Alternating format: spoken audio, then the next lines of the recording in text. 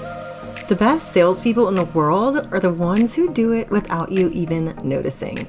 Everyone's a salesperson, especially if you're an entrepreneur. In the I'm Not Salesy podcast, join me, Cassie McKenzie, and my fabulous guests as we dive into the top strategies, mindset, and energetics around sales and money so that you can hear more, yes, I'm in, instead of crickets or getting ghosted. So if you're ready to fully book out your programs with aligned AF clients and have people chasing you down in your inbox, asking how to work with you, then subscribe to this podcast today and become not salesy too.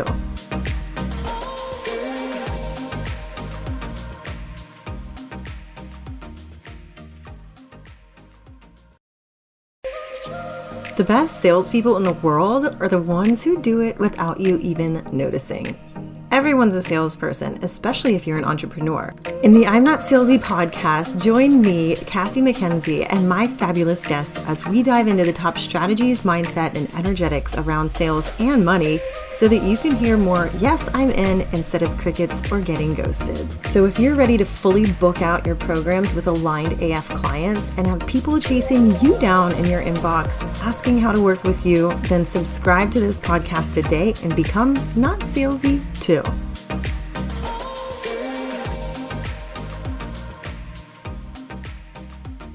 Welcome back to another episode of the I'm Not Salesy podcast.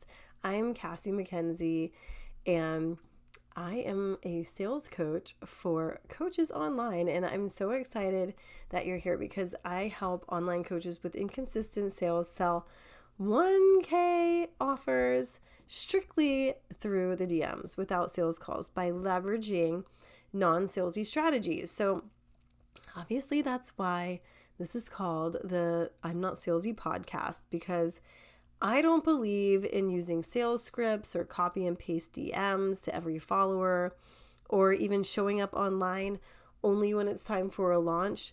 Instead, I teach my clients how to create their own unique selling style that makes them stand out in the industry and on social media and on untapped platforms like LinkedIn. And so really what this is about is learning how to sell powerfully through your content without like needing to go on TikTok and compete with the latest trend or, doing copy and paste spammy content on Facebook or feeling the pressure to create an IG reel a day to keep up with the trends. These are things that have been taught in the past that obviously I do not agree with and I think are a total fucking waste of time, and we don't need to go there. So I actually just got off a call with my signature sales program, the Sales Queen Takeover, and we were talking about content. We've actually been talking about content kicking off this program for the last couple of weeks because I see a big gap online in that people who are struggling, like coaches, are really out there creating content thinking that they've got the right hook or thinking that they've got like the right content that they're posting, but really it's kind of shitty content. It's not speaking specifically to what your ideal client is. Most people are afraid to even choose an ideal client because you don't want to quote unquote leave somebody out. And it led me to want to come in today and pop in this brief episode where I'm going to really teach you the difference between content that people scroll past and content that people buy from.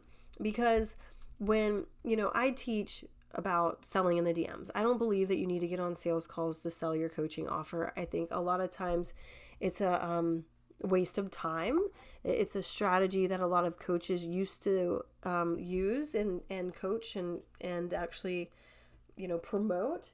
But I've never really liked them. I've only liked them for like the market research aspect, but even that is minimal. And so you're going to get like the straight story from me, especially today. So really you've got to ask yourself, do you want the extra time back in your schedule? Would you like to not have to sit there and wonder if your, sales call person's going to show up, or if you're going to get ghosted, or even if you're going to spend 45 minutes on your sales call just to hear them say, I can't afford it? Because this is the reality. most people who are doing sales calls are hearing those things. And I've even had people come to me saying, oh my God, I've done 14 sales calls in a row and I haven't sold anything. And that's where you got to really look at, is this a content program? Is this a content problem or a sales system problem? Usually it's one of those two things. And I see it all the time where the content isn't getting your ideal clients in your DMs. If your DMs are like tumbleweeds in a wasteland, then chances are your content needs to get leveled up. Your messaging needs to get more specific and clear. Your ideal client needs to be fresh as a daisy in your head, because there's too much fluffiness out there and a lot of people don't know how to coach on this.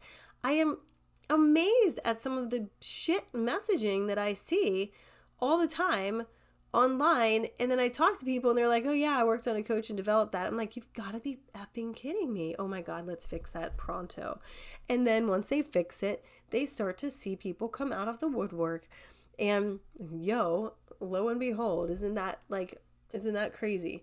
So my goal today is to give you an idea of exactly what you need to do to create content that will sell for you instead of have people scrolling past it. Because we don't need anybody scrolling past your content. That's just bullshit. So, okay, let's dive into this today. You've got to really think about, and if you've never heard of this, I always teach something called your get known factors, and it is the basis of every piece of content, everything that you create, everything that you say online, everything like you represent. And you have to understand that your content isn't just your posts. Your content comes down to your photos you post, your profile, your stories, your comments you leave on your posts and on other people's posts. All of this brings into, connects with like a holistic view of content that you're creating that ultimately is connected to every single sale that you make, unless you're getting a lot of sales from referrals. Now, eventually, what happens if the referrals dry up? And what happens when they're not consistent anymore? You've got to have a repeatable system that is consistent, that you can count on and, know that you can create at any point, that's constantly attracting and bringing in your ideal clients into your inbox so that they can join your programs, asking what your programs are all about. Okay. Now, when you think about what I see online a lot of times is people posting content, especially coaches, posting content that's nice to hear versus the things your ideal client needs to hear. Okay. And what this comes down to is being afraid to piss people off, and maybe being a little bit more introverted and afraid to be visible, or afraid to rock the boat. And the thing you've got to understand right now is, I know it's uncomfortable to be polarizing and to really stand out, but as a coach, that's your job. So when people hire you, they're not going to want to just hear what's nice to hear. They're going to want the straight story. And online especially, you've got to stand for something or else you stand for nothing. And especially as a business coach, you probably have your own opinions. Or as a life coach, you probably have your own opinions on how certain problems need to be solved. So if you want to stop people from just skipping past your content and you want people to start buying from you, then think about this question every time you go to post. What does my ideal client actually need to hear today? What is it that they need to hear from me? And that's going to make a huge difference in your, in the popularity of your post and in the action that comes into your DMs. Okay. Because there's a lot of, the other thing I see often is content that has a lot of jargon, right? And when I say jargon, I mean like okay, here's an example. If you're a mindset coach and you say, I help you with the limiting beliefs and I help you feel better, like I know what a limiting belief is, but I want to know specifically what limiting beliefs. Like, do you help me get over the limiting belief that, like a money hang up that I have, like a specific belief around that? Or do you, and like, I would probably click on that piece of content if I saw it say something like 5 ways to like flip the belief that money always runs out. How much more would you click on that versus something that says 5 ways to heal your limiting beliefs on money? You'd probably click on the one that says 5 ways to heal, flip the belief that money always runs out instead, because that's like speaking to an actual thought that you have that leads you to say, like, holy shit, she's in my head, like she gets me. Let me read, like, what are these 5 things, because I need to know it now. Okay, so think about if you're using too much jargon, if it's really wordy and teachy, if you're hearing things in your content or people saying, oh, you're so inspirational, that should be a red flag that has been put on the beach from all the people at Baywatch saying, holy shit, I need to switch my content game. If people are saying you're so inspirational all the time, then you've got a problem. They're not hiring you, because people don't hire people who are inspirational. People hire people who are an authority. You telling a story and empowering somebody to take action. They shouldn't be in your DMs saying you're so inspirational. They should be in your DMs saying, how do I hire you? Okay? And the way you do that is to switching into creating content that is telling stories to show that this is possible for you too, where you're thinking about them then more than you're thinking about yourself. All right, you're telling a story that relates to an exact problem that they currently have, that you used to have, that you got over, and that you can help them get over too. Okay, that is when they're in your DM saying, holy shit, like, how do I hire you? I used to create like all kinds of inspirational content all the time. I heard you're so inspirational, and I thought it was cool. I thought it was awesome. It was like, oh yay, people are noticing me. But then they never would reach out and buy my offers. I was broke as a joke. I think I made $300 my first year. And so I had to learn how to shift all of this really super great information I was giving out, all of this value, all these tips and tricks. I had to learn how to shift that, make these micro shifts to show my authority and my expertise and show and have them really saying, have my audience members really saying, wow, I need to be working with her. I need to hire her one-on-one. I need to join her sales program because she's one that's legit and can actually help me. Okay? Another way that you can do this is also sharing stories that your clients have had. A lot, I don't see this nearly enough, but showing problems that your clients have had and how they've gotten over them and with your help, and the results that they've achieved as a direct result of working with you. But make sure it's a direct result of working with you and not just like a coincidence that they just happened to get a certain result while they were, while they happen to be in your program. Okay. Check with them first. Like, I had a client tell me today, I just signed a $10,000 client, the first client for my retreat. And I wouldn't then turn around and be like, yay, my client just signed a 10K client within, less than a month of working together, because, I don't know for sure that it was my help. I'd like to talk to her more about that first. And I think that's where the transparency in this industry has been a little fucked.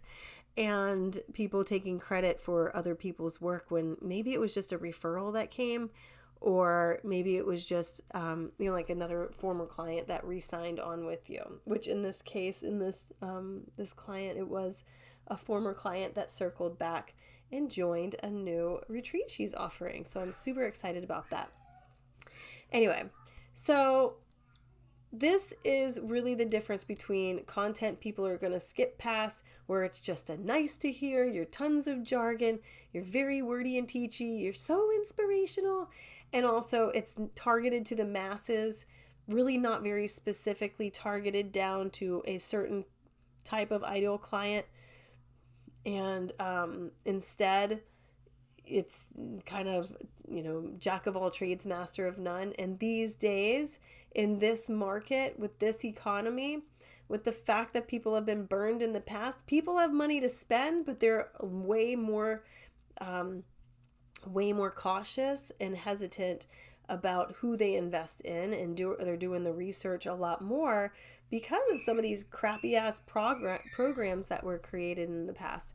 So you want to make sure that you start to, and really fluffy messaging, let me just tell you, you want to make sure that you specify exactly the type of client that you work with, and you're targeting down to exactly the type of person who benefits from your work together.